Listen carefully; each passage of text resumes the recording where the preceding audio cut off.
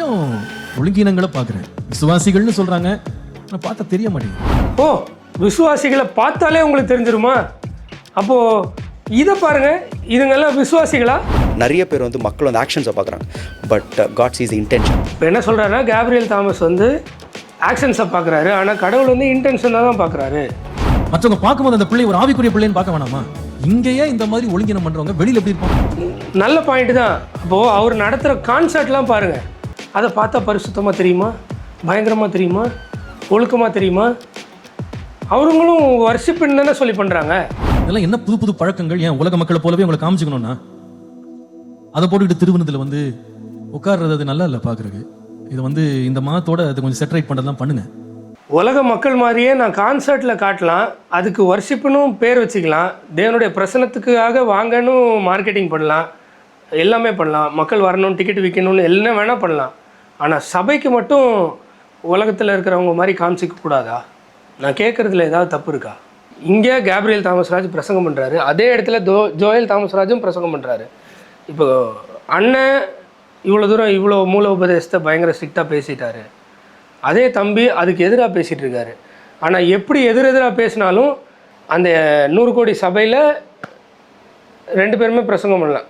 ஆனால் மற்ற சபை மக்கள் 50 வருஷமாக பயங்கர ஒழுக்கமாக இருந்து வேதத்தில் கற்று வளர்ந்து இருந்தாலும் அந்த புல்பிட்டில் ஏற முடியாது.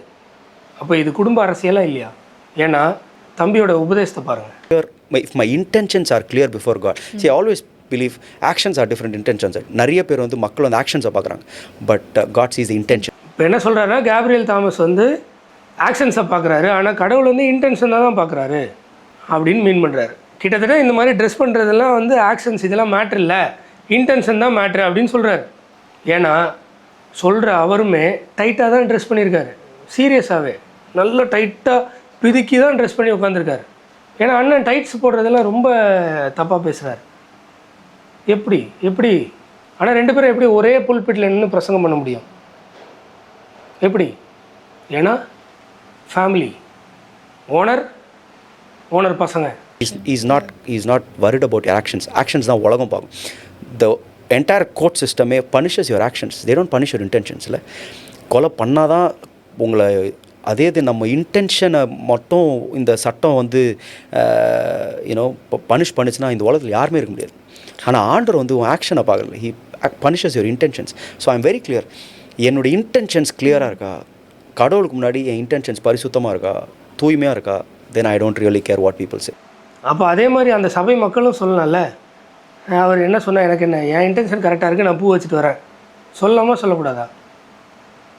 சொல்லுங்கள் பாஸ், என் இன்டென்ஷன் கரெக்டாக இருக்குது, நான் மாதிரி தானே வச்சுட்டு வரேன், சொல்லாமல் சொல்லக்கூடாதா?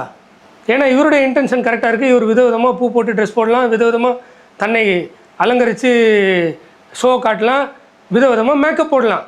ஏன்னா அவருடைய இன்டென்ஷன் கரெக்டாக இருக்குது. அப்போ சபை மக்களுக்கு யாருக்கு பிரியமாக இருக்க விரும்புகிறேன்? மனுஷரை பிரியப்படுத்த விரும்புகிறேனா? இல்லை, தேவனை பிரியப்படுத்தி வாழணும். அதில் கொஞ்சம் கவனமாக இருங்க. கர்த்தர் தாமே உங்களுக்கு உணர்வை தருவாரா? கர்த்தர் உணர்வை சபை மக்களுக்கு தரணுமா, இல்லை அந்த கான்சர்ட் நடத்துகிறாரு அவருக்கு தரணுமா? முதல்ல யாருக்கு தரணும்? ஏன்னா அந்த கான்சர்ட் நடத்துகிறவர் இதே சர்ச்சில் பிரசங்கம் பண்ணுறாரு, அவரை தவிர வேறு யாரும் பண்ண முடியாதுன்னு வேறு நினைக்கிறேன். நான் பார்த்த வரைக்கும் ஒரு இதில் கூட அந்த புல்பிட் பின்னாடி வேறு எந்த ஃபேஸும் அந்த மாதிரி நான் பார்க்கல. நீங்கள் யாராவது பார்த்துருக்கீங்களா? எனக்கு தெரிஞ்ச அந்த சர்ச் மெம்பர்ஸ், அந்த சர்ச்சுக்கு ரொம்ப காலமாக போகிறவங்க இது வரைக்கும் பார்க்கலன்ற மாதிரி தான் சொன்னாங்க. ஆரம்ப கால குழந்தைகளாக இருக்கிறீங்கன்றது எனக்கு புரியுது. சில பேர் அதனால் சட்டம் பண்ணாமல் இருக்கேன். கர்த்தரா உங்களுக்குள்ள ஒரு முதிர்ச்சியை கொண்டு வரணும். ஆனால் இப்போ வளர்ந்தவர்கள் கூட இப்போ கொஞ்சம் கொஞ்சமாக ஆட்டம் ஆரம்பிச்சிருக்கு. இப்போ ஜோயல் தாமஸ்ராஜ் வந்து ஆரம்ப கால குழந்தை விசுவாசியா இல்லை வளர்ந்தவரா? புல்பிட்டில் பிரசங்கம் பண்ணுறாரு, அந்த சபையில் 100 கோடி கொடுத்து நீங்கள் கட்டியிருக்கிறீங்க, அப்ராக்சிமேட்டாக பல பேர் தாலி அறுத்து கட்டியிருக்கிறாங்க, தாலி அறுத்தான் கோயில் எல்லாம் ஓகே. அத்தனை ஆயிரம் மக்களில் ஒருத்தர் கூட வளரல இவரை விட. கரெக்டா இல்லையா? இதுதான் பிரச்சனை. இந்த கிறிஸ்டியன்டம்லேயே பிரச்சனை என்னென்னா, people expect certain people to behave in a certain way, and if they don't behave in that particular fashion, they're considered sinners. Okay, இப்போது கேப்ரியல் தாமஸ்ராஜ் என்ன சொல்கிறாரு? பூ வச்சுருக்க, மருதாணி போட்டிருக்க, என்ன பழக்கம், கர்த்தருக்கு பிரியமா இல்லை, பாவி அப்படின்னு தான் சொல்கிறார். They are sinner. அதை அப்படி சொல்கிறது தப்புன்னு இவர் சொல்கிறாரு. யார்? அவருடைய தம்பி ஏசியா ஆவடியில் பிரசங்கம் பண்ணுற அதே இன்னொரு நபர் என்ன சொல்கிறாரு? அந்த மாதிரி அவன் ஆக்ஷன்ஸை வச்சு அவன் சின்ன கன்சிடர் பண்ணுறாங்க, அது தப்புன்றார். இப்படி ரெண்டு மாறுபட்ட உபதேசத்தில் இருக்கிறவங்க ஒரே சபையில் பிரசங்கம் பண்ணலாம். அத்தனை ஆயிரம் மக்களில் ஒருத்தர் கூட அந்த புல்பிட்டில் வந்து பிரசங்கம் பண்ண முடியாது. அப்போ அது அரசியலாக இல்லையா? கிறிஸ்தவ அரசியல், குடும்ப அரசியல்.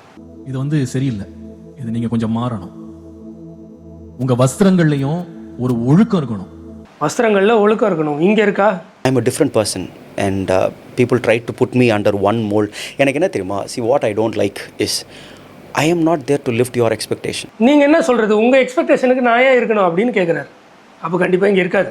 ஆலயத்துக்கு வரும்போது எப்படிப்பட்ட வஸ்திரங்களை போட்டு வர்றீங்க, உங்க பிள்ளைகளுக்கு எப்படிப்பட்ட வஸ்திரங்களை உடுத்தி கொண்டு வர்றீங்கன்றதுலயும் கேர்ஃபுல்லா இருக்கணும். பிள்ளைகளுக்கு டைட்ஸை போட்டு விட்டு அருவருப்பா இருக்குங்க, அருவருப்பா இருக்கு. அப்படி பண்ணாதீங்க. அப்படியா? அது அருவருப்பாக இருக்குது. நியாயம் தான், நான் தப்பே சொல்லலை. அது அருவருப்பாக இருக்குது. இன்னைக்கு காலம் மாறி இருக்கு, தவறு. ஆனால் அது ஏன் இங்கே மட்டும் தவறு இல்லாமல் போச்சு? இவர் நடத்துகிற கான்சர்ட்லலாம் அருவருப்பாக யாரும் ட்ரெஸ் பண்ணவே இல்லை. உங்கள் ஸ்கேலில், என் ஸ்கேல்லையும் அப்படி தான் இருக்குது. நான் கேப்ரியல் தாமஸ்ராஜ் சொல்கிறத இந்த ட்ரெஸ்ஸிங் விஷயத்தில் 100% ஏற்கிறேன். அதோட இன்னும் ஸ்ட்ரிக்டாக இருக்கணும் கிறிஸ்தவ பெற்றோர்கள், அதில் மாற்றுக்கிறது இல்லை. ஆனால் என்னோடய கேள்வி என்ன, இங்கே தவறுதே, அது ஏன் பிரச்சனையாக தெரில? They don't realize each person is different. So எனக்கு பெரிய பிரச்சனை என்னன்னா, இன்றைக்கி கூட even today one of the questions people ask me or one of the comments that people make is you are not like your brother Gabriel. உங்கள் அண்ணனை மாதிரி நீ இல்லை, உங்கள் அண்ணனை மாதிரி இல்லை. I am like yes, I am not brother Gabriel. I am not Gabriel. For simple reason that Pastor Gabriel cannot do what I am doing. I cannot do what Pastor Gabriel is doing. We are different. Okay, you are different, but you have two different views. உங்கள் அண்ணனுக்கு dressing இப்படி இருக்கணும், வெளில தான் போடணும், பூ போடக்கூடாது, மருதாணி வைக்கக்கூடாதுன்னு.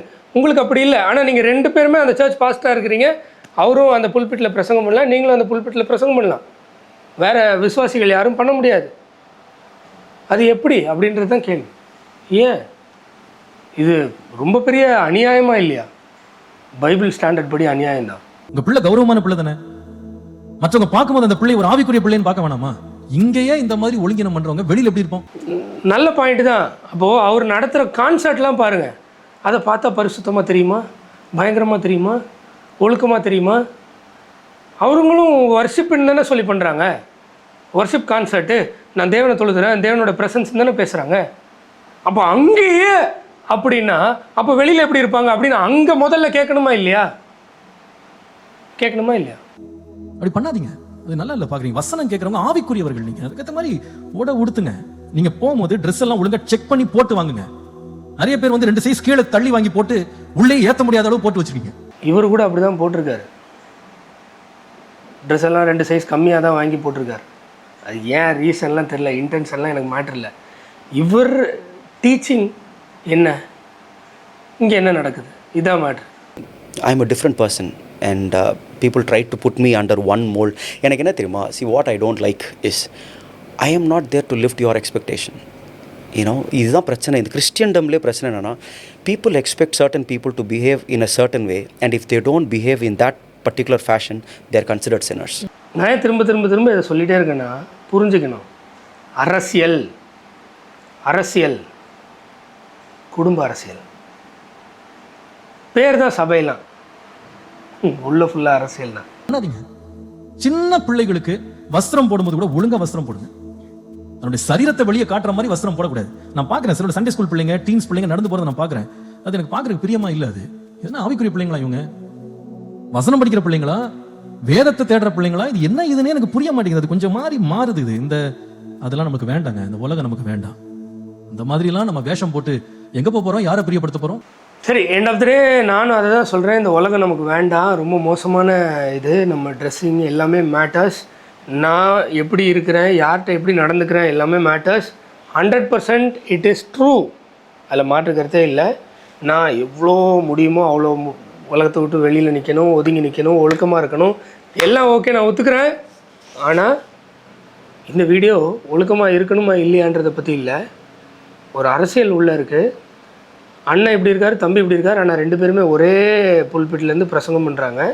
அந்த 2 பேருமே மக்களை வந்து ஒரு ஸ்டெப் கீழே தான் பார்த்து அந்த லெவலில் வச்சு தான் ட்ரீட் பண்ணுறாங்க, பிரசங்கமும் பண்ணுறாங்க. எல்லாமே அப்படி தான் இருக்குது, மாறலை. இன்னொரு மிகப்பெரிய கேள்வி என்னென்னா, இத்தனை வருஷமாக அவர் மூட்டை தூக்குனவர், இந்த வீடியோஸ் ஃபுல்லாக அப்படி தான். மூட்டை தூக்குனார், அவர் படிக்கலை, அவர் படிப்பறிவு இல்லாதவர், நான் கனம் பண்ணேன், நான் படிப்பறிவு, ஃபுல்லாக இப்படியே போயிட்டே இருக்கும். ஒரே கேள்வி தான், அத்தனை வருஷமாக சபை நடத்தினார்ல, நீங்கள் புறப்பட்டு போய் சகல ஜாதிகளும் சுவிசேஷ அறிவித்து சீசராக்குங்கள்னு சொன்னார்ல ஆண்டவர். இது வரைக்கும் அந்த புல்பிட்டில் நின்று பிரசங்கம் பண்ணுறதுக்கு அளவுக்கு ஒரு சீசரை கூட நீங்கள் ஏன் இன்னும் உருவாக்கலை? அப்பா 2 பிள்ளைகளை மட்டும்தான் சீசராக உருவாக்கியிருக்காரு. ஏன்? அப்போது 100 கோடி சபை அப்படிலாம் இல்லை, 100 கோடி என்னுடைய ஆர்கனைசேஷன் அப்படி சொல்கிறது தானே கரெக்டாக இருக்கும். என்னுடைய ஸ்தாபனம் அப்படி சொல்கிறது தானே கரெக்டாக இருக்கும் இல்லையா? கடவுளுக்கே வெளிச்சம். சரி, மீண்டும் அடுத்த பதிவு அரசியல் சம்மந்தமாக தான். ஏன்னா இந்த மாதம் அரசியல் சீசன்.